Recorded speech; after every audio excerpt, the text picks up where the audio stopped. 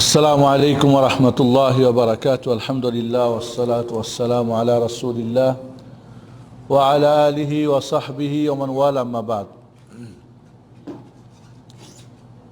তিনটা প্রশ্নের উত্তর দেওয়া হবে শেখ বলেছিলেন, তার মধ্যে একটা ভাইয়ের প্রশ্ন উত্তর হয়েছে। পরিশেষে বলবো যে ডিজিটাল পদ্ধতিতে কোরআন শিক্ষার বিষয়টা বাংলা এবং অ্যারাবিক দুইটা পদ্ধতি আছে। আপনি বাঙালি নিতে পারেন, কোরআন যেহেতু অ্যারাবিক পদ্ধতি নিতে পারেন। দ্বিতীয়ত গ্রামাটিক্যাল, তিনটা মাত্র গ্রামার, ব্যঞ্জন বর্ণ, স্বরবর্ণ, স্বরধ্বনি। 28টা ব্যঞ্জন বর্ণ আর 6টা স্বরবর্ণ আর 3টা স্বরধ্বনি। 6 আর 3 কত হয়? 10। 9টা ভাওয়েলস এবং অক্সিলারি ভাওয়েলস দিয়ে 28টাকে পড়তে হবে। এটা 4 নম্বর কাজ। 4টা কাজ যে করবে সে 100% সেই বিশুদ্ধ কোরআন তেলাওয়াত শিখবে।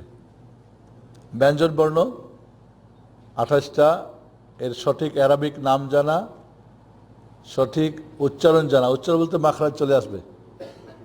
আর এটাই হলো আরবি ভাষার গ্রামার, তাজবিদের ব্যাকরণ না। আর এর সঠিক পার্থক্য জানতে হবে, পার্থক্য আকৃতি দিয়ে অথবা একই হলে নোক্তা দিয়ে, ফোঁটা দিয়ে। এই 28টাকে পড়ার জন্য 6টা স্বরবর্ণ আছে, 3টা শর্ট, 3টা লং, আকার, রসিকার, রসুকার, দীর্ঘ আকার, দীর্ঘিকার, দুরুকার। আর 3টা স্বরধ্বনি আছে, একটা হস চিহ্ন, একটা দ্বিত্ব চিহ্ন। হস মানে যেটা সুকুন বলি আমরা, দ্বিত্ব চিহ্ন যেটা সাদ্দা বলি আমরা। এবং দেখেন আমাদের দেশের বইগুলিতে লেখা থাকে তাসদিদ, এটা ভুল, কিন্তু লেখা থাকে জজম, এটা কিন্তু 100% ভুল কথা এগুলি। তাসদিদ আর জজম ভিন্ন জিনিস। তাসদিদ বলা হয় সাদ্দার ব্যবহার করা। আরেকটা হলো তানবিন। তানবিন আমাদের যেহেতু বাংলাতে নাই, ফাতা তানবিন, কাসরা তানবিন, জাম্মা তানবিন। মোট 9টা দিয়ে 28টাকে পড়ার কাজ করলেই ভালো টিচার যদি হয়, বইটা কেউ নিজে পড়েন, বাচ্চাকে পড়ান, মা তার বাচ্চাকে, বাবা তার ছেলেকে, স্টুডেন্টকে, যে কেউ শিখতে পারে। এটা খুব সহজ ব্যাপার ইনশাআল্লাহ। তাজবিদ যেগুলো মিষ্টি করে সুর দিয়ে, যেটা আমি তোমায় ভালোবাসি, ওটা না হলে কোনো সমস্যা নেই। তাজবিদের কোনো ব্যাকরণ কোরআন বিশুদ্ধ পড়ার ব্যাকরণ না। আমাকে একবার একজন প্রশ্ন করে, ওনার ভাবে মনে হচ্ছিল আমাকে ঘায়ল করে ফেলবে আর কি, বলে তাহলে যে লেখা থাকে মাদ করা মাদ্দে লাজেম, গুন্না করা ওয়াজিব, এই ধরনের প্রশ্ন করে। তাহলে খুব সহজ উত্তর এটার। উনি আমাকে প্রশ্ন করার ভাবটা ছিল যেন খুব কঠিন প্রশ্ন আর কি, আসলে খুব সহজ।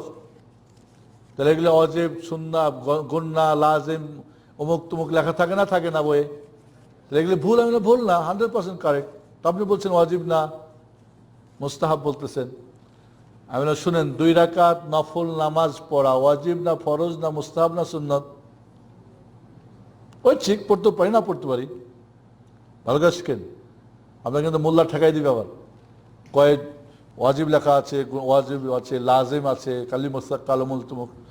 2 রাকাত নফল নামাজ পড়া আমি পড়তেও পারি, নাও পড়তে পারি, ঠিক না বেঠিক? কিন্তু যখন আমি নামাজ শুরু করে দিব, তখন নামাজের 14টা রুকুন আদায় করতে হবে না, হবে না? জরুরি না জরুরি না? তখন রুকুন। ওয়াজিব 8টা ওয়াজিব, সুন্নত সুন্নত। তাহলে আমি যদি মিষ্টি করে কোরআন পড়তে চাই, তাহলে মিষ্টির নিয়ম তখন ওয়াজিব হয়ে যাবে। আমার দরকার নাই, আমি তো আর হারামের ইমাম না, আর আমি তো কেরাত করে মেডেল নেওয়াবো না। আমি কোরআন বিশুদ্ধ পড়তে চাই।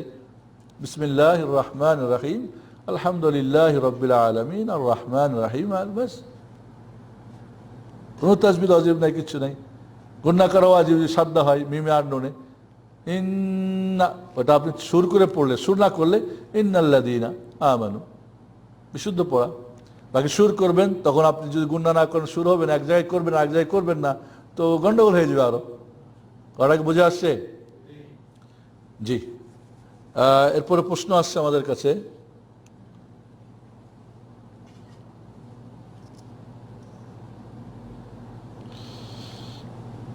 আপনারা বলেন আমরা সহি আকীদার অনুসরণ করেন, আপনারা করেন, কোন কোন ইমামের অনুসরণ করেন?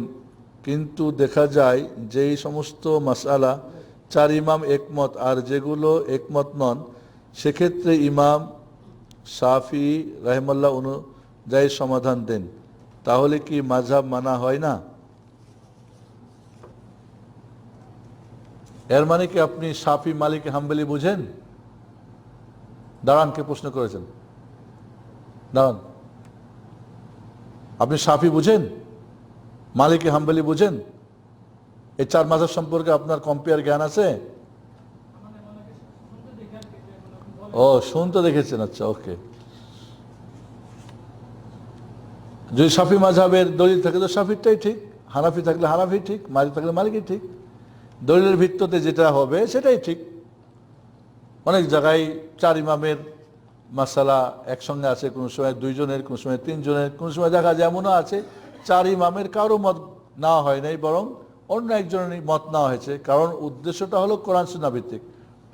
কাজেই যদি, কারণ এখানে বিষয়টা হচ্ছে শাফি আর হানাফির মধ্যে বেশি দেখানো হয় আর কি, বিরোধ দেখা হয়। তা আমরা যখন বলি তখন মনে করি শাফি হয়ে গেল, এমন কথা না। ওটা কি শাফির বাপের নাকি? হাদিসটা কি ইমাম শাফির নাকি ইমাম আবু হানিফা রহমতুল্লাহ আলাইহ? ওটা আল্লাহর।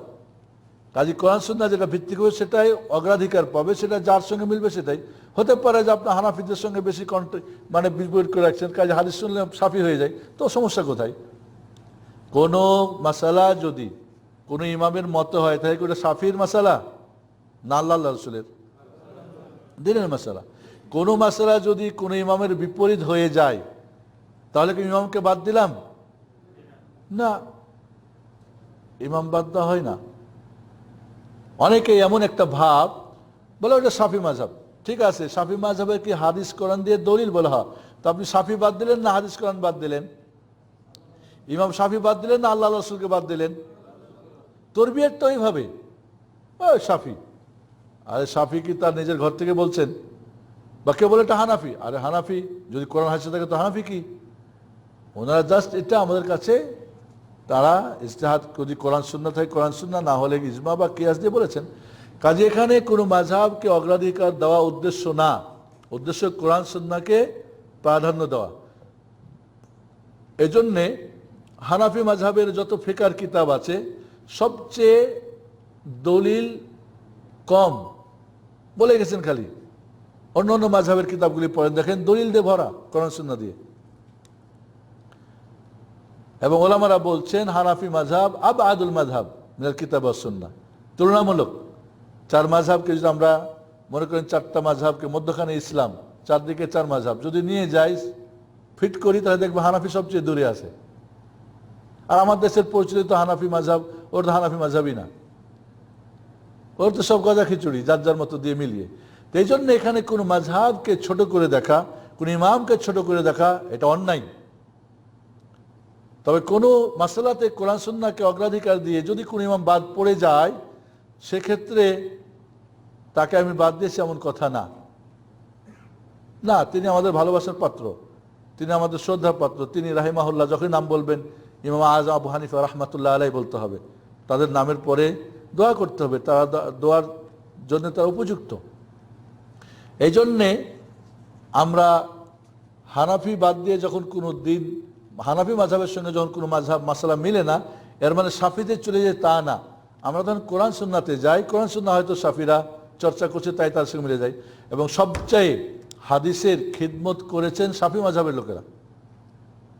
হাদিসের যদি খিদমত বলেন সবচেয়ে কোন মাযহাব বেশি করেছে? শাফি মাযহাবরা। ধন্যবাদ ভাইকে সুন্দর প্রশ্ন করার জন্য।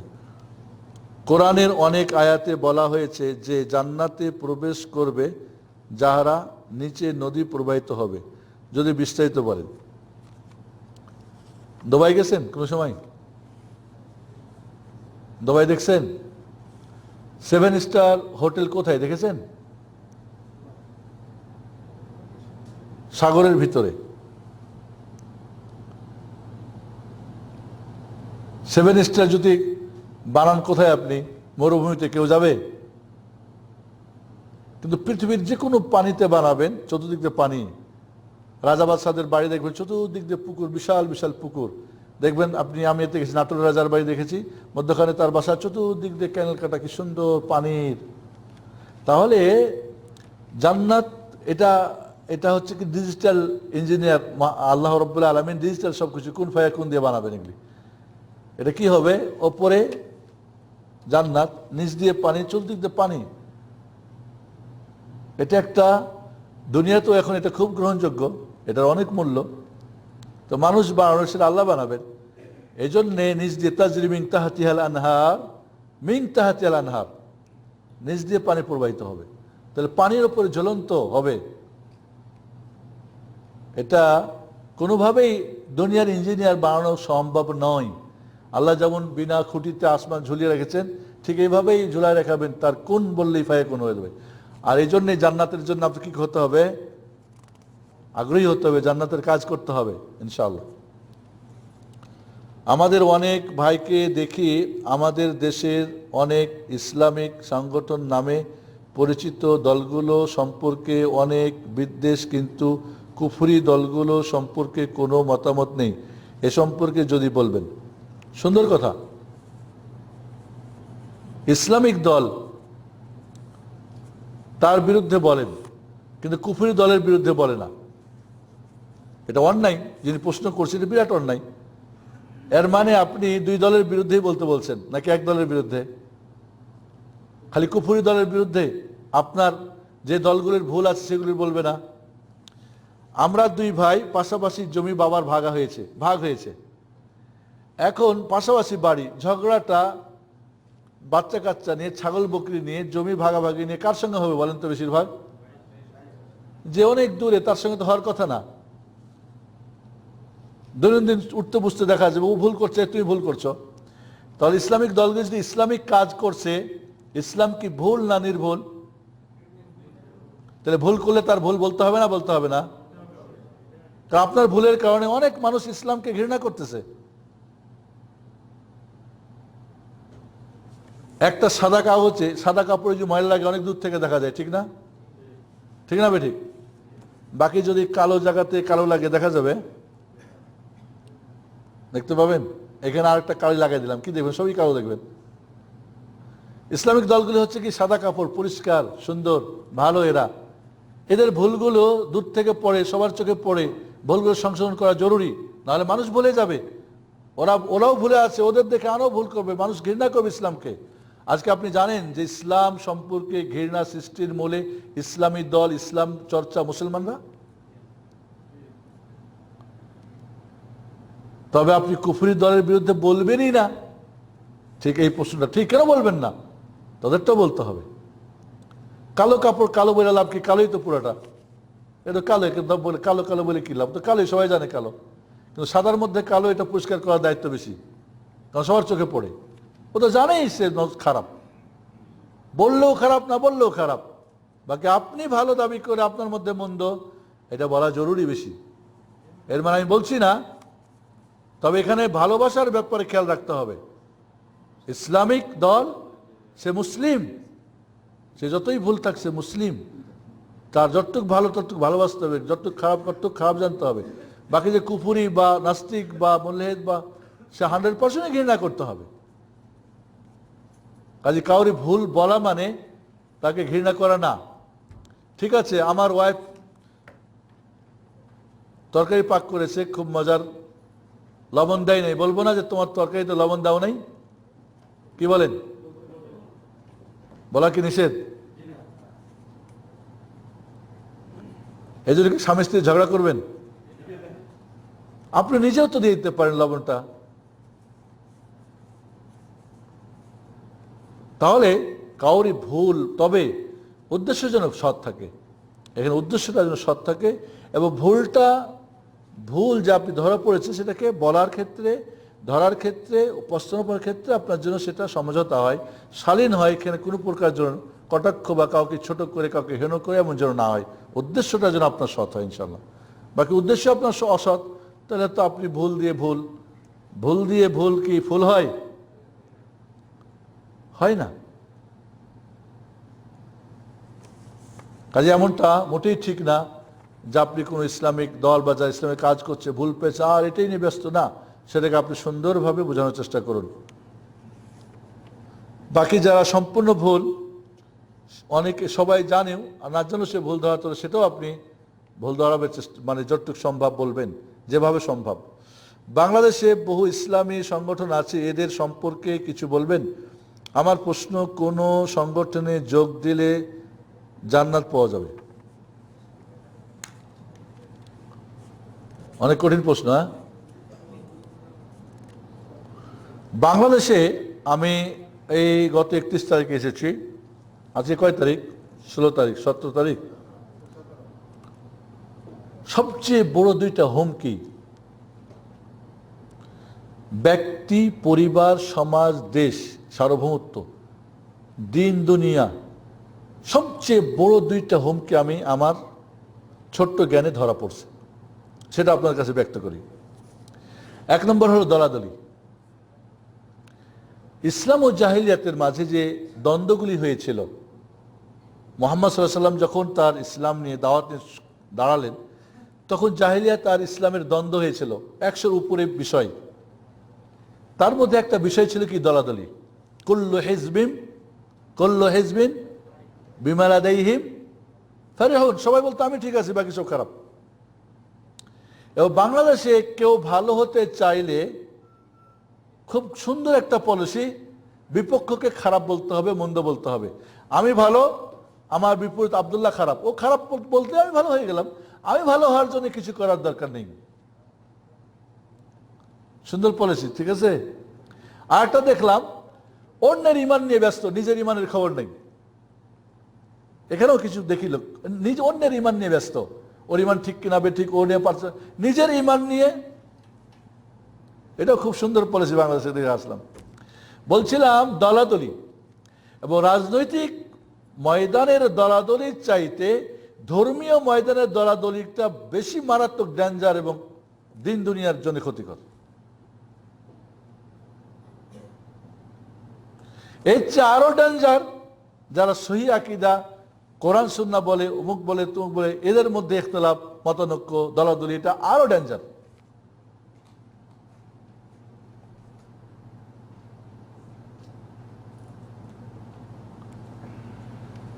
ইসলামে মতানৈক্য এলাও,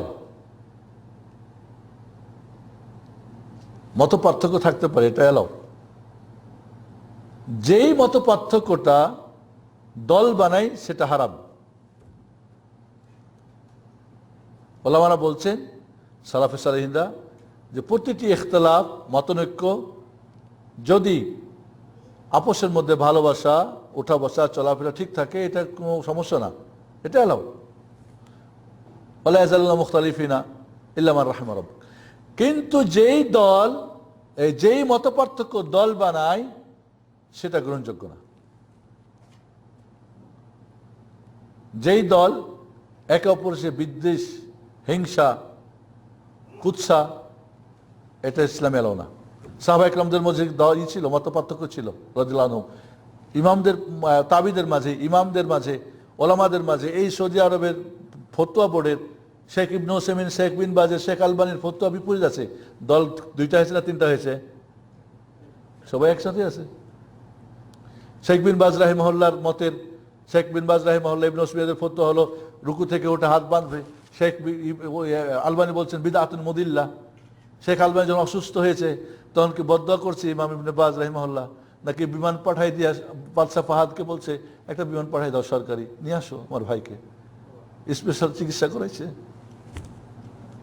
যখন বলছেন তখন কিভাবে আদব সহকারে বলছেন, কত সম্মান দিয়ে বলছেন। আমরা তো তাহলে বন্ধুরা, মত পার্থক্য থাকতে পারে ফিকহি বিষয়ে, বিশেষ করে ফিকহ বিষয়, আকীদাতে না। কিন্তু দলাদলি হবে, একে অপর হানাহানি হবে, এটা এলাও না। তাহলে যে সমস্ত দল হানাহানি করে, এবং আরেকটা জাহিলিয়াত দলের কারণে, দলের গুণে ভালোবাসা, দলের জন্য কি ঘৃণা, এটা একটা জাহিলিয়াত ছিল, জাহিলিয়াতের মাসালা। ইসলাম হলো কি আল্লাহর জন্য, আল্লাহর রাস্তায় ভালোবাসা, ঘৃণা। এদের দল, আপনি আমার দলের মিয়া মিয়া, দলের বাইরে যদি আপনার 99টা ভুল হয়, একটা ভুল হয়, 99টা ঠিক, আপনার 100% ভুল। আমার দলের যদি 99টা ভুল হয়, একটা ঠিক হয়, তো আমারই লোক, ও মিয়া মিয়া। এটা হলো জাহিলিয়াতের একটা আরেকটা মাসালা। দলাদলি যেমন একটা মাসালা, দলকে কেন্দ্রিক ভালোবাসা ঘৃণা এটা একটা জাহিলিয়াতের মাসালা। জাহিলিয়াতের মধ্যে থেকে ইসলাম হয় নাকি? এবার একটা কথা মনে রাখবেন, ওমর ইবনুল খাত্তাব রাদিয়াল্লাহু তাআলা আনহু অত্যন্ত একটা গুরুত্বপূর্ণ কথা বলেছেন। সবাই আলার, যে ব্যক্তি জাহিলিয়াত জানবে না তার হাতে ইসলাম ধ্বংসপ্রাপ্ত হবে। জাহিলিয়াতের জামানায় যা হতো, জাহিলিয়াত কি না বুঝে ওর হাতেই ইসলাম ধ্বংস হবে। সহজ বুদ্ধি, গাড়ি খালি আপনি তেল মারতে জানেন, ঠিক আছে, সবুজ বাতি খালি বুঝেন, লাল বাতি জ্বলেন না, ব্রেক বুঝেন না, গাড়ি নিরাপদে পৌঁছবেন? তাহলে নেগেটিভ না জানলে পজিটিভ কি নষ্ট হয়ে যাবে। তাই তেল মারতে থাকবেন, এক জায়গায় গিয়ে কি শেষ হয়ে যাবে, তাওহীদ শিরিক হয়ে যাবে, সুন্নত বিদআত হয়ে যাবে, ঈমান কুফর হয়ে যাবে। বোঝা যাচ্ছে কথাটা? জাহিলিয়াত যে ব্যক্তি জানবে না ওই ব্যক্তির মাধ্যমে ইসলাম ধ্বংসপ্রাপ্ত হবে। যারা আজকে শিরিক করতেছে, শিরিকের বয়ান দিচ্ছে, ওরা জানে না শিরিক কি, তাই তো তাওহীদ শিরিক করে ফেলতেছে। বন্ধুরা, দলাদলি আছে, থাকবে, এটা কেমন পর্যন্ত চলবে। আপনি এখন কি করবেন? কোন দলে ইনভলভ হবেন না, হবেন না, কি করবেন? এর আগের বার বলে গেছিলাম দল তিন প্রকার: জামাতুল মুসলিমিন, জামাতুল মানহাজ আর জামাতুদ দাওয়া। মনে আছে? এখন 1 ক্লাস যদি ভুলে যান তো 2 ক্লাস আমি কেমন অঙ্ক শিখাবো আপনাকে বলেন? মুসিবত না? বারবার কে রিপিট করা যায়?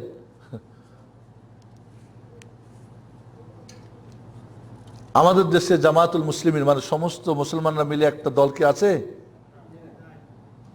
নাই। যদিও বিভিন্ন দল জামাতুল মুসলিম মনে করে বাইতুল মাল খুলে দিয়েছে, অমুক করছে, তমুক করছে, মানে জামাতুল মুসলিম মনে করে, এটা একটা ভ্রান্ত এবং অজ্ঞতার পরিচয়। দিন সম্পর্কে না জানা, মানুষের সঙ্গে প্রতারণা করা ছাড়া কিছু না। জামাতুল মুসলিম বাংলাদেশের মাটিতে নেই, বা সারা পৃথিবীতে খুব কম। 2 নম্বর জামাতুল মানহাজ। জামাতুল মানহাজ মানে আল্লাহ রাসূল বললেন 73 দলের 72 দল জাহান্নামে যাবে, একটা জান্নাতি। কারা? আমিও আমার সাহাবীরা যে আদর্শ, যে আকীদা, যে এতে আছি। ওই দলকে এখন আছে নাকি? কোন একটা দলকে বলতে পারবেন এই দলের সব সদস্য ওই সব রাসূল এবং সাহাবীদের মতো আকীদাতে, আখলাকে, আমলে, মুআমালাতে, চরিত্রে বলতে পারবেন? হয়তো কোনো দলে কম বেশি হতে পারে, সব জায়গায় আছে। বলবে এই দলের এই নামটা পুরা ফিরকা নাজিয়া, তাইফা মানসুরা, কিন্তু এটাও দাবিদার আছে। আমাদের দেশের কোন জামাতুল মুসলিমিন দাবিদার আছে। অনেক দল মনে করে আমার জামাতুল মুসলিমিন। এক জায়গায় গিয়ে দেখলাম জামাতুল মুসলিমিনের বেলে এই আমির, মানে ওই নামটাই দিয়েও জামাতুল মুসলিম হয়ে গেছে। আর জামাতুল মানহাজ অনেকেই দাবি করে। অরিজিনালি কোনো দলকে কি বলা যাবে এটা জামাতুল মানহাজ? সিলেবাস, আদর্শগত সবাই আল্লাহ রসুল এবং সাহাবাদের আদর্শের উপরে আছে, বলা যাবে? হয়তো কিছু সংখ্যক, কোনোটাই বেশি কোনোটাই কম, এমন হতে পারে। তাহলে এটাও নাই বাংলাদেশে কোনো দলকে এককভাবে 100% বলা, তবে কম বেশির ব্যাপারটা আমি স্বীকার করছি। থাকলো জামাতুদ দাওয়া। বাংলাদেশে যত দল সবগুলি জামাতুদ দাওয়া। কি আমার সঙ্গে দ্বিমত করলে সালাম আলাইকুম রাহমাতুল্লাহ, আমি ঝগড়া করতে রাজি না। আপনি আমার এই বিপরীত কথা বললে আপনার সঙ্গে জাযাকাল্লাহ খাইর, বারাকাল্লাহ ফিক। জামাতুদ দাওয়া সবগুলো, ঠিক না বেঠিক? কেউ খানকা থেকে করতেছে, কেউ রাজনীতি ময়দান থেকে করছে, কেউ মসজিদ থেকে, কেউ ঘর থেকে, কেউ স্যাটেলাইটে, কেউ লিখে বিভিন্নভাবে করতেছে। কেউ হক, কেউ যার মধ্যে বিভিন্ন দল, বিভিন্ন নামে একই দল ভেঙে আবার দল হচ্ছে, করছে না, করে না। আপনি যদি কোনো দলের সঙ্গে কাজ করতে চান, পারবেন কি না? 2টা শর্ত। যেই দেশে জামাতুল মুসলিমিন নাই, ওলামারা বলেছেন, সবাই না, অনেকে বলেছেন যে সেখানে একাধিক দল হয়ে কাজ করা যায়, মানে জামাতুদ দাওয়া একাধিক হওয়া যায়। কেউ হয়তো মিডিয়ার জগতে করছে, কেউ হয়তো তালিমের জগতে, কেউ হয়তো ময়দানে, কেউ লিখে, কেউ হয়তো বিভিন্নভাবে, কিন্তু সবার উদ্দেশ্য জামাতুল মুসলিমিন কিভাবে হবে, জামাতুল মানহাজ কিভাবে হবে, ঐক্য কেউ কারোর সঙ্গে করে। তাহলে এই মুহূর্তে যারা হকের, কোরআন সুন্নাহ এবং হকে আছে, এদের 3টা অপশন। কয়টা অপশন? একসঙ্গে সবাই হতে হবে। তুমি বলছো হক, কোরআন সুন্নাহ, এক জায়গায় আসো। যদি কোনো কারণে কাজ ভিন্ন, আল্লাহর উদ্দেশ্যে নিজেদের ব্যক্তি কুরসি, চেয়ার, টাকা পয়সা, গদির নাম, বড় হুজুর, মুফতি, আমির হওয়ার জন্য না, বরং আল্লাহ দিনের জন্যই যদি হয়, কাজ ভিন্ন, ওনার সঙ্গে ওর কাজ, তাহলে একে অপরের সহযোগিতা করতে হবে। দ্বিতীয় অপশন, সেটাও যদি না হয় তাহলে যার যার মতো কাজ করবে, কেউ কারোর ব্যাপারে কাদা ছোড়াছুড়ি করবে না। কোন অপশন আছে? কোন অপশন আছে? সবাই মিলে একসাথে 4 নম্বর চল, 4 নম্বরে অ্যালাউ না। এই 4 নম্বর যদি হয়, আল্লাহ নবী বলছেন ফাআতাজিল তিলকাল ফিরাকা কুল্লাহা, তাহলে সমস্ত দল তুমি বাদ দাও, যদিও গাছের জড় ধরে কামড় দিয়ে থাকতে হয়, তোমারটা তুমি রাখো। কথা কি বুঝে আসছে? তাহলে 1। 2 নম্বরে হলো ফিতনা মুক্ত যদি হয়। ফিতনা মুক্ত, জাহিলিয়াতের জন্য ভালোবাসা না হয়, দলের জন্য ভালো, দলের জন্য ঘৃণা, এর জন্য উপরে ঘৃণা করতে হবে, কুচরাতে হবে, চামচাগিরি করতে হবে, গিবত করতে হবে, চুলখড়ি করতে হবে, মুক্তমুখ, অনেক আছে সমস্যা। হালাল হারাম, ওই ওর ভালোটাও ভালো সমর্থন করতে হবে, মন্দটাও সমর্থন করতে হবে, অনেক অনেক কি রয়েছে, ফিতনা রয়েছে, জাহিলিয়াত রয়েছে। এবারকে বুঝতে পারছেন? প্রশ্নের উত্তর হয়েছে না হয় নাই? আপনি এখন কি করবেন আপনি সিদ্ধান্ত নেন, আপনি জানেন। আমি আপনাকে পরামর্শ দিলাম,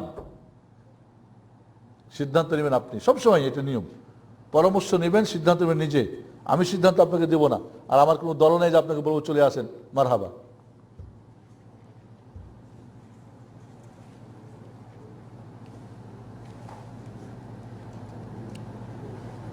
এই তো হয়ে গেছে মনে হয়, এগুলো আগে মনে হয়। বাবার আর্থিক সামর্থ্য থাকার পরও ছেলে বা মেয়ে বাবাকে টাকা দিয়ে হজ করাতে পারে কি? খুব ভালো। সবচেয়েতে আবারুল বীর, বাবা মার সঙ্গে সবচেয়ে উত্তম ব্যবহারের, উত্তম কাজ করার, তাদেরকে হজ করানো, উমরা করানো, আর মরে গেলে তাদের বদলি করা, সবচেয়ে উত্তম। আর আনতা মালুকা লিআবিক, আপনি আপনার সম্পদ আপনার বাবার জন্য। মিয়া মিয়া ভালো কাজ আপনি বাবাকে করাবেন। একজন ভাই প্রশ্ন করতেছিলেন যে আমার সামর্থ্য আছে, তারপর আমাকে টাকা দিলে হজ করার জন্য, আমার ফরজ হজ আদায় হবে কিনা? হয়ে যাবে, হয়ে যাবে। আপনাকে টাকা যখন দিয়েছেন আপনি টাকার মালিক হয়ে গেছেন, বা আপনাকে যখন আপনার তাসরি মাসিক দিয়ে আপনি হয়ে গেছেন, এবং সে ব্যক্তি নেকি পাবে ইনশাআল্লাহ। অনেকে মনে করে না তোদের টাকা দিয়ে আমি হজ করব না, আমি আমার জায়গা বিক্রি করে হজ করব। না বাবা, না, সন্তানের যে হালাল টাকা হয় নিয়ে হজ করেন, খুব ভালো, আপনার জন্য ভালো, আপনার ছেলের জন্য ভালো, ইনশাআল্লাহ দোয়া করবেন সে ওই সন্তানের জন্য বিশেষ করে। একজন শেখ বলেছেন কেউ যদি প্যান্ট নিচে থেকে গুটিয়ে রাখে তাহলে তার নামাজ হবে না, এই বিষয় কোরআন সুন্নাহ? প্যান্ট বা পাজামা বা হাত গুটিয়ে রাখা নামাজ পড়া ওলামা মাকরু বলেছেন, হারাম বলে নেই। মাকরু মানে কি? আল্লাহ অপছন্দ করেন, তবে পাপ দিবেন, অর্থাৎ নামাজটা হয়ে যাবে। ঠিক না, কাজটা ঠিক না। জি, সময় তো শেখ। তামাত্তু কারিগণ ওমরা করার পর মদিনা জিয়ারতে গিয়ে যে ফিরে আসার সময় মদিনার মিকাত হতে এহরাম বাঁধা এবং উমরা করা কি জরুরি? হজের মাসে উমরা করেছেন, তামাত্তু হজ করবে, হালাল হয়ে গেছে। এরপরে যদি নিজের বাড়িতে না যায় ফিরে, বা নিজের বাসস্থান জেদ্দা বা ফিরে না যায়, তাহলে তিনি সফরে আছেন।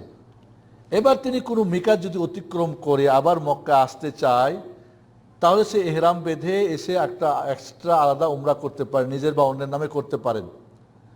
আর যদি হজের আগে হয়, মানে 8 তারিখের আগে হয়, উমরা ছাড়া মানে এহরাম ছাড়াও মক্কা আসতে চায়, আসতে পারবে, কোনো সমস্যা নেই। হয়তো কেউ চাইলে আমি সুস্থ ভালো পারবো, ভিড় ভাড়ে, আর বুড়ো বড়ি আবার উমরা করে হজ করতে পারবে না, ঠিক আছে, এহরাম ছাড়াই ঢুকবে, কারণ সে এখনো হজের মধ্যেই আছে, সফরে আছে। কিন্তু যদি বাড়িতে চলে যায়, বাসস্থানে চলে যায়, আগের উমরাটা ক্যান্সেল হয়ে যাবে, তাহলে আবার তাকে হজের উমরা করতে হবে, তামাত্তু হজের উমরা করতে হবে। তাহলে মিকাত অতিক্রম, মদিনায় গেছে আবার মিকাত অতিক্রম করছে, আবার আসবে, এহরাম বেঁধেই আসতে হবে না, তবে কোনো কোনো মাযহাবে এহরাম বেঁধেই ঢুকতে হবে, তো করলে করুক। অগ্রিম 5 দিন আগে থেকে এহরাম বেঁধে কষ্ট করবে, কারণ এখনো হজ শুরু হয় না, হজ তো হবে 8 তারিখে ইয়ামুত তারবিয়া। জি, তাহলে উমরা করা জরুরি না, কেউ করতে চাইলে একটা উমরা মুস্তাহাব করতে পারেন ইনশাআল্লাহ। আম্মা জান আয়েশা রাদিয়াল্লাহু আনহা বর্ণিত হাদিস থেকে বোঝা যায় রাসূল সাল্লাল্লাহু আলাইহি ওয়াসাল্লাম পুরা বছরেই প্রায় 3 রাকাত বেতর পড়তেন, কিন্তু অনেকেই বলে 1 রাকাত বেতর উত্তম। এটা কিভাবে জানিয়ে উপকৃত করবেন? আম্মা জান আয়েশার হাদিস কয়টা পড়েছেন ভাইজান আপনি, যাতে বুঝতে পারলেন বেশিরভাগ 3 রাকাত পড়েছেন? না, বরং 1 রাকাত বেশি পড়েছেন। কেউ বলেছেন না 3 রাকাত বেশি পড়েছেন, কেউ যে ইবনুল কাইয়িম রাহমাতুল্লাহ 3 রাকাতের কথা বলছেন। ঠিক আছে, রাসূল সাল্লাল্লাহু আলাইহি ওয়াসাল্লাম 1 পড়েছেন, 3 পড়েছেন, 5 পড়েছেন, 7 পড়েছেন, 9 পড়েছেন, 11 পড়েছেন, 13 হাদিসকে কেউ কেউ সহিহ বলেছেন। কাজে আপনি এক এক সময় এক একটা পড়বেন, এবং সর্বোত্তম বেতর 1 রাকাত বেতর। যারা 1 রাকাত বেতরকে মানে না, অস্বীকার করে, এটা অজ্ঞতা ছাড়ার কিছুই না, এবং হাদিস অস্বীকার করা হবে। তাহলে দুর্বল হাদিস টাদিস দিয়ে সহিহ হাদিসকে উড়াই দেওয়া এটা ঠিক না। কাজেই এক এক সময় এক একটা পড়েন, এটাই হলো রাসূলের সুন্নত। বা বেশিরভাগ 3 পড়েন, 1 পড়েন, ভালো, অসুবিধা নেই। 1 পড়াই যাবে না, 1-এর উপরে 3-এর নিচে উপরে কোনো বেতরই নাই, এটাও যেমন ঠিক না। আর একই সবসময় পড়বেন, বাকি কেউ 1 পড়ছে, কেউ 3 পড়ছে, কেউ 5 পড়ছে, পড়তে পারে, কোনো সমস্যা নেই, কোনো সমস্যা নাই, জায়েজ রয়েছে। রাসূল বলছেন যে চাও 1 পড়ো, যে চাও 3 পড়ো, যে চাও 5 পড়ো, পড়ো। তখন 3-এর ব্যাপারে ভেজাল লাগিয়ে রাখছে, 3 পড়ে আবার ভেজালিয়া পড়ে। রাসূল বলছে লা তুতিরু বিসালাত আও তুতিরু খামসান ওয়া সাবআন আও সাবআন, 3 রাকাত বেতর পড়বা না, 5 পড়ো, 7 পড়ো। এটা কেমন কথা বল? রাসূল আবার 3 পড়েছেন। হ্যাঁ, এই হাদিসের ব্যাখ্যা অন্য হাদিস আছে, লা তুসাবুল মাগরিব বিতরা মাল মাগরিব, মাগরিবের মতো করে বেতর পড়ো না। ওলামারা বলছেন যে হাদিসে নিষেধ করেছেন 3 রাকাত বেতর পড়তে, সেটা মাগরিবের সদৃশ পড়তে নিষেধ করেছেন। আমরা তো মাগরিবের মতোই পড়ি, আর পার্থক্য করতে গিয়ে ইচ্ছে মতো ওয়াজিব করে দিলাম কুনুত, আর হাত উল্টা তকবির। না, উল্টা তকবির কি যায় না, হাত নাকি উঠাই আবার উল্টা তকবির আবার কেমন হয়? তকবির তো সোজাই হওয়ার কথা। তকবির আল্লাহু আকবার, আল্লাহু আকবার উল্টা হয় নাকি? কেমনে উল্টা হয়? আবার কেউ তাচ্ছিল্য করে, উল্টা তো না, উল্টা তকবির বলে কোনো তকবিরই নেই। তকবির তকবির, নামাজের প্রথম তকবির রুকুন, বাকি তকবির গুলো ওয়াজিব। আপনার এই তকবিরটা কি ওস্তাদ? আপনি যে তকবিরটা বাড়লেন, এই তকবিরের দলিলটা কি আপনার? তারপর মনে রাখবেন, 3 রাকাত বেতর 2 রাকাত পড়ে বসে আবার উঠে উল্টা তকবির কুনুত করে যারা পড়ে, যেহেতু আহলুস সুন্নাহ ওয়াল জামাতের একটা মাযহাবের ফিকহি মাসআলা, ওলামারা বলেছেন ওকে, তবে চেয়ে ভালোটা পাইলে ওটা করতে হবে। বাকি কেউ যদি এটা আদায় করছে, আহলুস সুন্নাহ ওয়াল জামাত, হানাফি, শাফি, মালিকি, হাম্বলি 4 মাযহাবের ফিকহি মাসলার ক্ষেত্রে যে কোনো মাসলা যদি কেউ আমল করে, ওলামারা বলছেন ওকে, তবে উচিত তার জন্য সঠিকটা তালাশ করা, যদি যেটা পাই সেটা করা। তোরা বুঝে আসছে? যেরকম সহসেজদা, আমাদের সে সহসেজদা করে, যেভাবে সহসেজদা করে এভাবে কোনো হাদিসে নেই। এটা হাদিসগুলিকে মিলিয়ে চিলিয়ে একটা বানানো। ঠিক আছে, যেহেতু এটা একটা আহলুস সুন্নাহ জামাতের মাসালা, ওকে, এই নিয়ে কোনো দ্বন্দ্ব করা ঠিক না। কিন্তু কেউ যদি সঠিকটা করে, ওটা উত্তম বা জানা উত্তম, কিন্তু আর প্রতিবন্ধ উত্তমটা তালাশই করবে না, করাই যাবে না, সেটা ঠিক না। এই জন্য বন্ধুরা, বেতরের বিষয় নিয়ে অনেক, আমাদের পুরো বিষয় বেতরের বিষয়টাই নিয়ে বহু ঝামেলা করে রাখছে। সঠিকটা জানা এবং আমল করার চেষ্টা করবেন ইনশাআল্লাহ।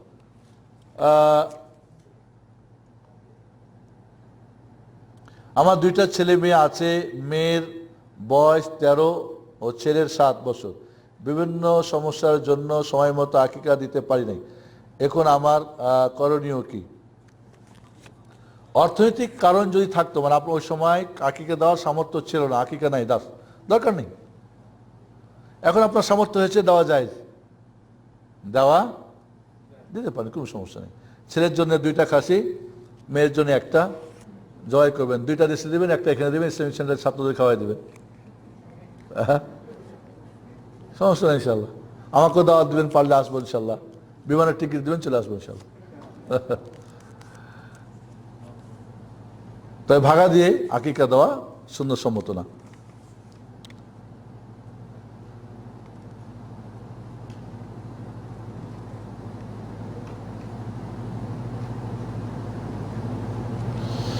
বেদাতীদেরকে আপনার কি দাওয়াত দেন যে তারা মানুষ থেকে ভুল পথে চালাচ্ছেন?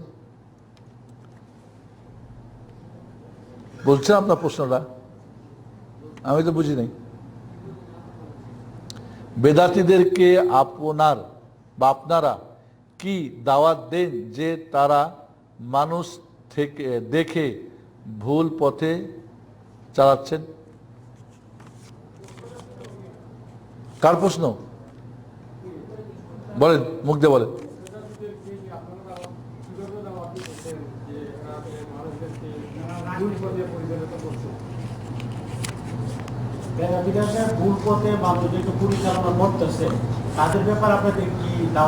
যদি আপনার গাড়ি চালান, দেখেন দিনের বেলা একজনের গাড়ির লাইট জ্বলতেছে, কি করেন আপনারা? সাবধান করেন, ইশারা করেন না? এটা ভালো কাজ না? ও বেচারার, তাহলে কেউ যে ভুল করে, ভুলকারীর ভুলকে ধরে দেওয়াটাও কি একটা ভালো কাজ? তবে ভুলকারীর ভুলকে ভুল পদ্ধতিতে ভুল ধরাটা একটা ভুল, বুঝেন নাই? বেদাতি শব্দটা খুব অ্যালার্জিক শব্দ। এই শব্দটা কোনো সময় প্রশ্ন লিখবেন না। বলবেন যারা ভুলে করে বেদাতি, কঠিন শব্দ। সারা জিন্দগি বেদাত করে, ওর নাম সুন্নি, তাহলে বেদাতি বলে রাগ হবে না? হবে না? তো যে শব্দে প্রথমত মনে রাখতে হবে, যখন আপনার বিপরীত কাউকে দাওয়াত করবেন, তার সাথে আপনার যে বিষয়ে একমত সেখান থেকে শুরু করেন। দ্বিমত থেকে শুরু করলে কোনো সময় আপনি সাকসেসফুল হবেন না। এবং আমি বলি বন্ধুরা, একটা কথা ভালো খেয়াল রাখেন, ডাক্তার যখন অপারেশন করে, সার্জারি ডাক্তার, তখন রুগীকে জিন্দা রাইখা একেবারে পূর্ণ সুস্থ রাইখা তারপরেই কি কাটাকাটি করে নাকি বেহুশ করে? বেহুশ করে, কাটে ছাটে, ও কিছুই জানে না। এরপর আস্তে আস্তে আস্তে হুঁশ ফিরে, এরপরে ভালো হয়ে যায়। ডাক্তারকে কত থ্যাঙ্কস জানাই, ঠিক না? আপনি যখন কাউরি অপারেশন করবেন, ধর্মীয় অপারেশন, তখন যদি জিন্দা রেখে অপারেশন করেন তো আপনার গালি দিবে না? দিবে না? ডাক্তার যদি ওরে ওইভাবেই করতো, তো ওরে মাইরে পিটতে, ওর সব ভাঙে, ওর জীবনের তোরে ওর ডাক্তারি বন্ধ করে দিত, তা আপনারা তো ডাক্তারি বন্ধ করে দিবে। এই জন্য বন্ধুরা, ইনজেকশন করবেন আগে, সেন্সলেসের ইনজেকশন করবেন, তারপরে কাটবেন, ছাড়বেন, সব ঠিক হয়ে যাবে। যে অসুস্থ হয়ে দেখবে, আরে এ তো খুব ভালো বন্ধু আমার। কথা হলো ইনজেকশনটা কি? এইখানে আমরা ফেলোয়ার, এখানে আমরা কাজ করতে চাই। সেটা হলো কি? আদর্শ, উত্তম চরিত্র, অনুপম দৃষ্টান্ত। মুহাম্মদুর রাসূলুল্লাহ সাল্লাল্লাহু আলাইহি ওয়াসাল্লাম কিভাবে অপারেশন করেছিলেন? আদর্শ দিয়ে, চরিত্র দিয়ে। ওই দুশ্মনগুলো, শত্রুগুলো কি হয়ে গেছে? দোস্ত হয়ে গেছে। ইদফা বিল্লাতি হিয়া আহসান ফাইদাল্লাযী বাইনাকা ওয়া বাইনা আদাওয়া কান্না ওয়ালিউন হামীম। মন্দটা ভালো দিয়ে প্রতিহত করো, তাহলে তোমার দুশ্মন কি বলে, শত্রু মিত্র হয়ে যাবে, দুশ্মন দোস্ত হয়ে যাবে। এইখানে আমরা কাজ করতে চাই না। ভুলকে ভুল দিয়ে আমরা সংশোধন করতে চাই। আগে বলেছি, ভুল দিয়ে ভুল ফুল হয় না, ভুল ভুলই থেকে যায়। ভুলকে ভালো দিয়ে কিছু করলে সেটা ফুল হওয়া সম্ভব বন্ধুরা, এই কথাটা ভালো করে মনে রাখবেন।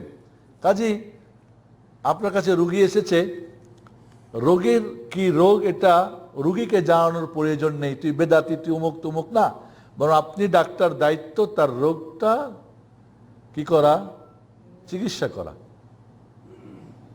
চিকিৎসা করার চেষ্টা করেন।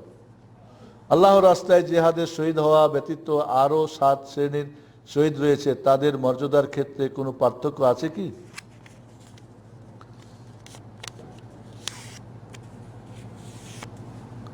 এক কিলো স্বর্ণ আর 1 কিলো তুলা, দুইটাই তো 1 কিলো, দাম সমান না কম বেশি? হ্যাঁ, কাজে কিলো 1 হলে দাম সমান হয় না। কাজে অরিজিনাল শহীদ যে মান কাতালা তাকুনা কালিমাতুল্লাহি আল উলিয়া, একটা হলো শহীদ আর একটা হলো শহীদের মর্যাদা। আপনার প্রশ্নে আপনি আমার মনে হয় নিজেই পার্থক্য জানেন। আপনি একটা শহীদ, আল গারিক ও শহীদ, আল্লাহ হাদাম ও শহীদ, ওল মাহরুক ও শহীদ, পুড়ে মরে গেলে শহীদ হয়ে যাবে, ডুবে মরে শহীদ হয়ে যাবে, যেই নারী বাচ্চার সন্তানের সাথে মারা যাবে, এরকম বহু শহীদ আছে, পেটে পিটাই মারা যাবে, এরা শহীদ হয়ে যাবে, যারা বিভিন্ন, এরা শহীদের মর্যাদা পাবে। একজন লেখাপড়া করে 5 বছর পিএইচডি থিসিস করে পিএইচডি পাইছে, আর একজন কি সম্মানজনক পিএইচডি, প্রধানমন্ত্রী বা রাষ্ট্রপতিকে অমুক ইউনিভার্সিটি পিএইচডি তাকে ডক্টরেট দিয়েছে, দুইটা কি সমান? তো একটা মর্যাদা আর একটা হলো কি অরিজিনাল। আশা করি বুঝতে পেরেছেন মনে হয়, না? জি। সৌদি আরবে অনেক শাইখদের দেখা যায় দাড়ি ছোট করে রাখতে। দাড়ি রাখার বিধান কি, বা দাড়ি ছোট করে রাখা যাবে কি?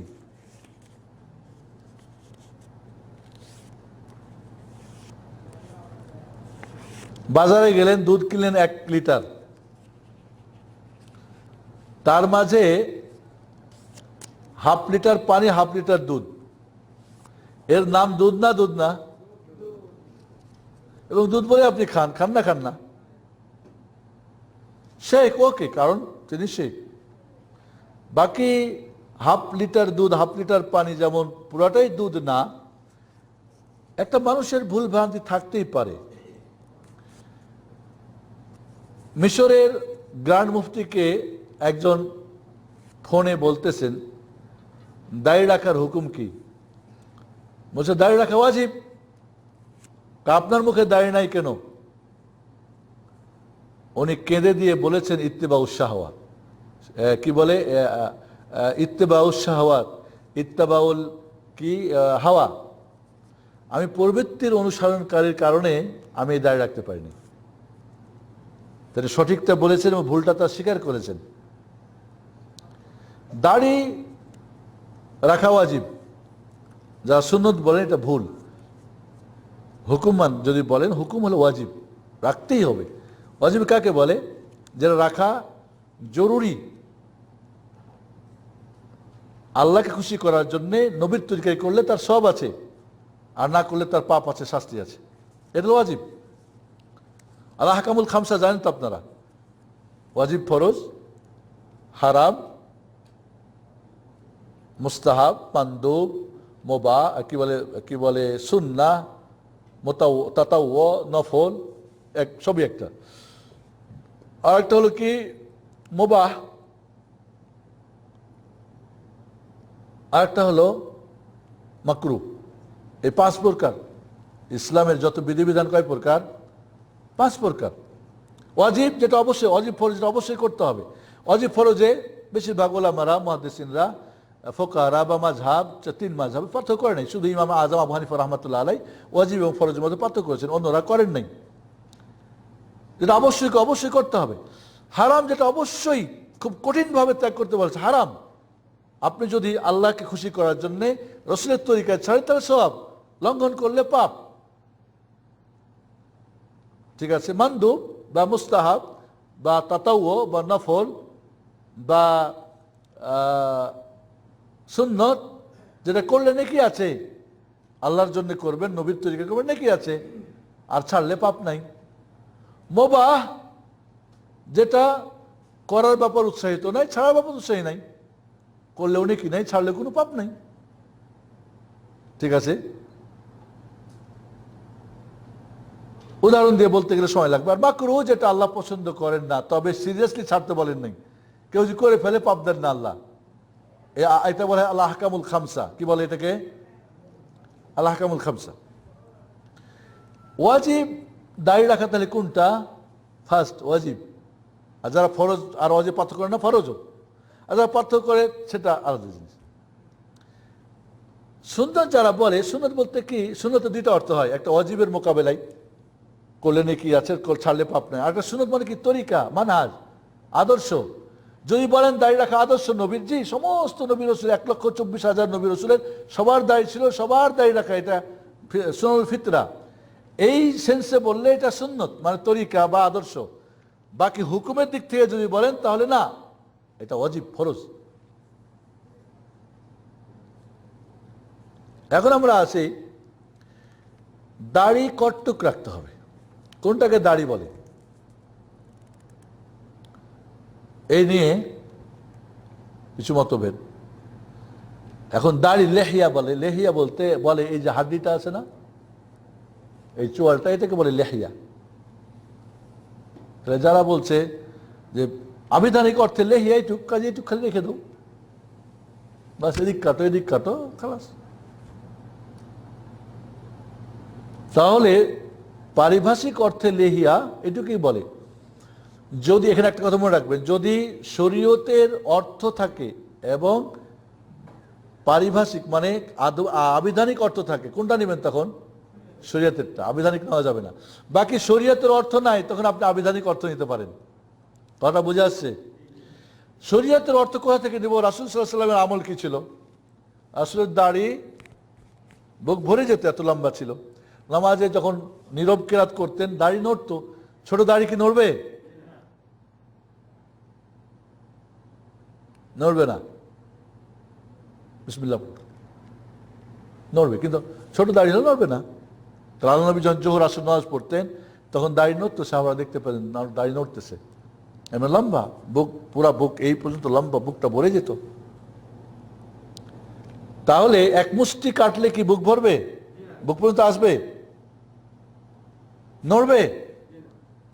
আব্দুল্লাহ ইবনে ওমর সাহাবী রাদিয়াল্লাহু তাআলা আনহু হজ উমরা করে যখন মাথা নাড়িয়ে করতেন, দাড়িটা এক মুষ্টি ধরে কাটতেন, সহিহ হাদিস। আব্দুল্লাহ ইবনে ওমরের আমল, আব্দুল্লাহ ইবনে ওমরের আমল তিনি ইজতিহাদ করেছেন। তার আমলটা রাসূলের আমল এবং কথার বিপরীত হলে গ্রহণযোগ্য না। কোনো সাহাবীর কোনো কথা, কোনো কাজ, নবীর কথা বা কাজের বিপরীত হলে সেটা গ্রহণযোগ্য না। তবে তিনি করেছেন, তিনি বুঝেন এটা আমি আদর্শকে মুহাম্মদ সাল্লাল্লাহু আলাইহি ওয়াসাল্লাম, আব্দুল্লাহ ইবনে ওমর নয়। এবং যারা বলে আসসাহাবী কান নুজুম বিআইয়িহিম ইক্তাদাইতুম ইহতাদাইতুম, আমার সাহাবীরা নক্ষত্র তুল্য, একজনকে অনুসরণ করলে অনুসরণ না, এটা হাদিস সহিহ, গ্রহণযোগ্য না, হাদিস সহিহ না। এর মানে এক একজন এক এক সাহাবীকে নেবেন না, এটা না।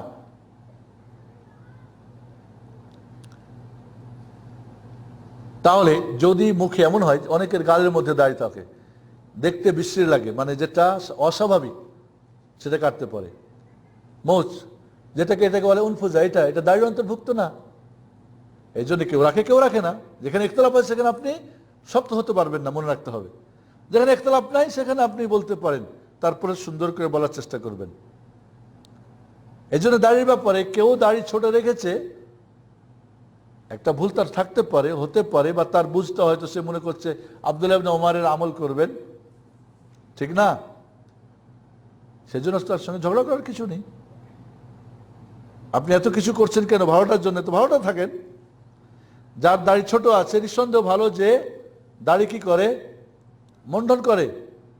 দাড়ি মুন্ডন করা হারাম, এ ব্যাপারে কোনো দ্বিমত নেই। ওটা শয়তানের কাজ, ওটা মেয়ে সদৃশ্য, এটা কাফেরদের কাজ, এটা অপচয়, হারাম, এটা এখানে কোনো দিনই নেই। বাকি যারা দাড়ি রাখছে, ছোট করে রাখছে বা এক মুষ্টি রাখছে, নিঃসন্দেহ ওদের চেহারা ভালো। যখন ভালোর কি শেষ আছে, তাহলে ভালো শেষ ভালো করেন।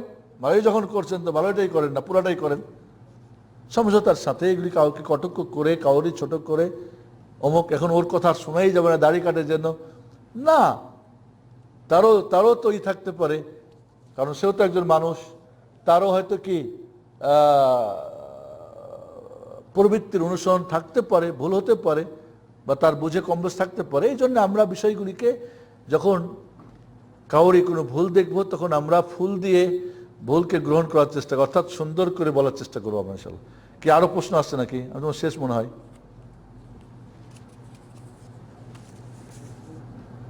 কিয়ামতের দিন জাহান্নামে কাদের আগুনের দুইটি মুখ থাকবে? কিয়ামতের দিন জাহান্নামে কাদের আগুনের দুইটি মুখ থাকবে? জানা নেই, প্রশ্ন উত্তর আমার, আপনার উদ্দেশ্য কি বুঝিনি। ইমামের সাথে জামাতে সালাত আদায় কালে জোহর আসর মুক্তাদিরা কি সূরা ফাতিহা সাথে অন্য সূরা মিলিয়ে পড়বে? জি, যখন নীরব কেরাত হবে সূরা ফাতিহা পড়বেন। এবং জোহরে আসরে বিশেষ করে আল্লাহ নবী বেশিরভাগ সূরা মিলিয়েছেন 4 রাকাতেই, মুহাদ্দিসিনদের মতে। ফোকারা বলছেন না, মাঝে মাঝে মিলিয়েছেন। তো এই জন্য 4 রাকাত জোহরের ফরজ 4 রাকাত নামাজে আপনি সূরা মিলান, ইমাম মিলাচ্ছে, আপনিও মিলান, সমস্যা নেই। সূরা ফাতিহা পড়লেই যথেষ্ট, এটা হলো রুকুন। বাকি অতিরিক্ত পড়তে চান জায়েজ আছে, সমস্যা নেই ইনশাআল্লাহ। জাকাত দেওয়ার জন্য টাকা হিসাব করে রেখেছিলাম, কিন্তু 1 বছর পূর্ণ না হতেই টাকাটা খরচ হয়ে গেছে, তা আমাকে কি এখন জাকাত লাগবে? জাকাত দেওয়ার জন্য টাকা হিসাব করে রেখেছিলাম, কিন্তু 1 বছর পূর্ণ না হতে না লাগবে না, লাগবে না, কারণ 1 বছর জাকাত ফরজ হওয়ার জন্য নেশাব পরিমাণ হওয়া, বছর পূর্ণ হওয়া। তবে মনে রাখবেন এই বছরটা কিন্তু চন্দ্র মাস, আপনি ইংরাজি মাস হিসাব করে তার আগে 1 দিন 2 দিন আগে খরচ করবেন তা হবে না।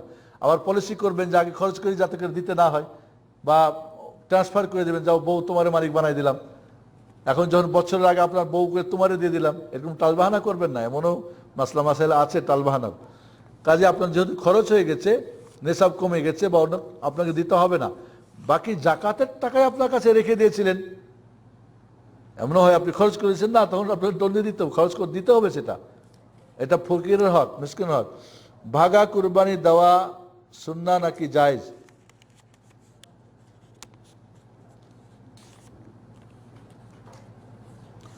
সর্বোত্তম কুরবানি মোটা, তাজা, দামি এবং যেটা বেশি পছন্দনীয়। এরপরে মনে রাখতে হবে উট কুরবানি উত্তম, এরপরে গরু, এরপরে দম্বা, ছাগল, এরপরে উটের 7 ভাগ, উটের ভাগা, এরপরে গরুর ভাগা। কয় নম্বরে গেল তাহলে? অনেক পরে চলে গেল না? দুনিয়ার ক্ষেত্রে হলে কোনটা নেবেন? 1 নম্বরটা নেবেন। মনে একটা 1000 টাকি নোট, একটা 500 টাকি, একটা 300, 200, 150, কোনটা নেবেন? তো যদি নেওয়ার সম্ভাবনা থাকে তো নেন। কাজে ভাগাই কুরবানি যাই, সমস্যা নেই, ভাগাই কুরবানি দেওয়া যায়, সফরে হোক বাড়িতে হোক। কারণটা কি? পশু সংকট। একটা গরু আছে, 7 জনের 7টা গরু কেনার পয়সা আছে, কি করবে? একজন দিয়ে দিবে না 7 জনের অংশগ্রহণ করবে? কথা বুঝেন নাই? একটা গরু আছে, বাজারে আর গরু পাওয়া যাচ্ছে না, ধরেন আমরা একটা সাপোজ 7 জনের 7টা গরু কেনার টাকা আছে, এখন 7 জনে মিলে একটা দিবে না একজন দিবে, বাকি 6 জন দিবে না? তাহলে পশু সংকট, টাকার অ্যাভেলেবেল, তাহলে সবাই অংশগ্রহণ করো। তুমি একাই করবো ভাই, আমাদের কোন নাম? ঠিক আছে, পশু অ্যাভেলেবেল, কিন্তু 7 জনের কেউ একজন গরু কিনে দিতে পারবে না। তাহলে কি বলবো? আসো 2 জনে 3 জনে 6 জনের পরও এসে ঊর্ধ্বে 7 জন এসে অংশগ্রহণ করো। মানে এখানে পশু অ্যাভেলেবেল, অর্থ সংকট অথবা উভয় সংকট, পশুও নাই টাকাও নেই। তাহলে আপনি আল্লাহ নবী আলাইহিস সালাম তার স্ত্রীর পক্ষ থেকে একটা গরু জবাই করেছেন, আলাদা করে করে ভাগ দিয়ে দেন নাই। মূলত কুরবানি আপনি আবার আপনার পরিবারের পক্ষ থেকে দিবেন, এটা হলো নিয়ম, ভাগা করে করে না। বাকি ভাগা কখন? যদি কারো সামর্থ্য না থাকে। 7 জনে 2 জনে পারবেন, 3 জন হবেন কেন? আচ্ছা একটা প্রশ্ন করি, ঢাকা শহরে উত্তরাতে একটা জায়গা কিনবেন, 2 ভাই, মনে করেন 10 কাঠার একটা প্লট, 2 ভাইয়ের টাকা আছে, ওকে, 3য় জনকে সাথে নেবেন? আমরা 2 জনেই আনাম, 1 জনেই পারবেন, 2 জনকে নেবেন? আপনার বউ বলবে না না একাই তুমি পারবে, কিছু তোর ছোট ভাইকে নিবা, বড় ভাইকে নিবা, দরকার নেই। ছেলে মেয়ে সবাই বলবে না না তুমি একাই, যথেষ্ট টাকা আছে, তোমার ভাইকে অন্য একটা নিতে বলো। ও এখানে ভাগা নাই, কারণ আমি একাই পারি, কুরবানি একাই পারি একটা দিতে, তারপরও ভাগা দিই। কয় ভাগা কেন? কয় গোস্ত খাওয়ার কেউ নেই, বাংলাদেশের বাড়িতে গোস্ত খাওয়ার লোক নাই। এদিকে আপনার কি বছর ফ্রিজে রাখার গোস্ত মিয়া? এর তো হক আছে গরিবের, গরিবের শেষ আছে নাকি? সারা বাংলাদেশের সমস্ত গরু জবাই করে দিল তো খায়া আপনি গরিবের হাতে 1 কেজি করে দিতে পারবেন না? খাওয়ার লোক নাই মানে? আত্মীয় স্বজন কত কুরবানি দিতে পারে না, খাওয়ার লোক নাই মানে? উদ্দেশ্য খালি গোস্ত খাওয়া? আল্লাহকে খুশি করাইতে ইবাদত, তবে সেখানে গোস্ত খাওয়া একটা জিনিস আছে। এই জন্য বন্ধুরা, ভাগাই কুরবানি 4 মাযহাবের 4 ইমামের সবাই জায়েজ বলছে, এটা কোনো সমস্যা নেই, যখন পারবে না দিবে, কুরবানি দিবে। এবং মনে রাখবেন আরেকটা কথা আপনার বলি, শাইখ ইবনে উসাইমিনের যেটা ফতোয়া, যে একটা ভাগা, একটা ছাগল ভেড়া স্থলাভিষিক্ত, একটা ছাগল ভেড়া যেমন পরিবার নিজের এবং নিজের পরিবার সবার পক্ষ থেকে সবাই শরীক হবে, একটা ভাগাও সবাই শরীক হবে, শুধু ব্যক্তি তা না, সবাই শরীক হবে ইনশাআল্লাহ, ফজলুল্লাহ ওয়াসিআ। কাজে ভাগায় কুরবানি দেওয়া যাবে না, এটা জাহিরি মাযহাবের ফতোয়া, ইবনে হাজাম রাহিমাহুল্লাহ বা দাউদ জাহিরি এবং কিছু জাহিরি লোক আছে এটা ফতোয়া নিয়ে খুব উচ্চবাচ্য করে। আমি বলি যারা ভাগায় কুরবানি দেওয়া জায়েজ বলে না, এরা মূর্খ মুফতি, হাদিস 1 খান পড়ছে আর 5 খান পড়ে নাই, মুফতি হয়ে বসে আছে, অথবা এদের নামের আগে কেউ মুফতি লিখে দিয়েছে বা সাইকুল হাদিস লিখে দিয়েছে, আসলে 3 খান হাদিস শিখে নাকি সাইকুল হাদিস হয়ে যায়। আমি তাকে ছোট করছি না, তাকে বলবো পড়ুন বন্ধু, আরো লেখাপড়া করুন, জানুন, অনেক হাদিস আছে। মানে কুতুবুস সিত্তার মুহাদ্দিস, আরো কত হাদিস কিন্তু পড়েই নাই, দেখেই নাই জীবনী। শেষ মনে হয় আরো একটা না কি সেটা, গরম পানি ক্ষত স্থানে থেকে নির্গত পুজ ও রক্ত তৈলাক্ত গরম পানি, কালো দুর্গন্ধময় পানি, জাহান্নামীদের সাথে এই প্রকার পানি কাদের জন্য বরাদ্দ রেখেছে?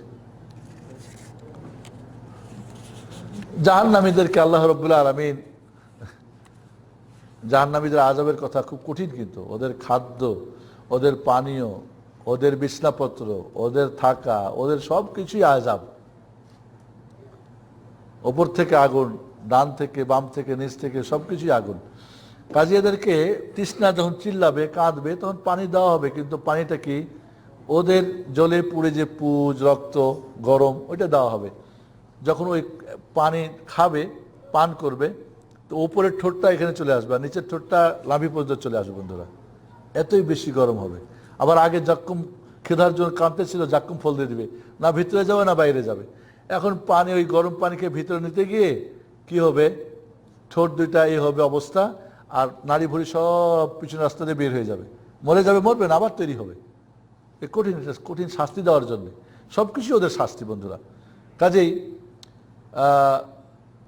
আল্লাহ রাব্বুল আলামিন আমাদেরকে জাহান্নাম থেকে নাজাত দেন এবং জান্নাতুল ফেরদৌস দান করেন। আল্লাহ নবী বলেছেন যে 3 বার জান্নাত চাইবে, জান্নাত তার জন্য সুপারিশ করবে, আল্লাহ তাকে জান্নাত দিয়ে দাও। যে 3 বার জাহান্নাম থেকে পানাহ চাইবে, জাহান্নাম বলবে আল্লাহ ওরে পানাহ দিয়ে দাও। তো এই জন্য আমরা বিশেষ করে আল্লাহ নাসাল জান্নাহ নার পড়ব। আল্লাহ রাব্বুল আলামিন আমরা আজকে এতক্ষণ পর্যন্ত যে প্রশ্নগুলোর উত্তর আমরা বলেছি বা আলোচনা করেছি সব কিছুই যেন আল্লাহর সন্তুষ্টির জন্য হয় এবং আমরা আমল করার জন্য হয়। আমরা সঠিকটা জানবো, সঠিকভাবে আমল করব, সঠিকভাবে ওদের কাছে পৌঁছাবো। আমরা গুতাগুতি করা, একে অপরকে হেয় করা, ছোট করা, এটা খুব খারাপ জিনিস। আজকাল যে আমরা মিডিয়াতে দেখতেছি, সোশ্যাল মিডিয়াগুলো বেশিরভাগ দেখি গুতাগুতি হানাহানি, এটা কিন্তু কোনো মুসলিমের পথ না বন্ধুরা। আপনি যদি কারো ভুলও ধরতে চান, ভুলটা বলতে চান, তো সুন্দর করে ভালো করে শালীন ভাষা দিয়ে শালীনভাবে করবেন। বিভিন্নভাবে কেউ যে খারাপ সে তো খারাপই করবে, আপনিও খারাপ, তো আপনি ওর চেয়ে ভালো কি প্রমাণ দেখালেন আপনি? ঠিক আছে, আল্লাহ রাব্বুল আলামিন আমাদেরকে কবুল করুন, আমিন। ওয়া সাল্লাল্লাহু আলা মুহাম্মাদ ওয়া আলা আলিহি ওয়া সাহবিহি আজমাইন। জাযাকুমুল্লাহু খাইরান ওয়া বারাকাল্লাহু ফীকুম।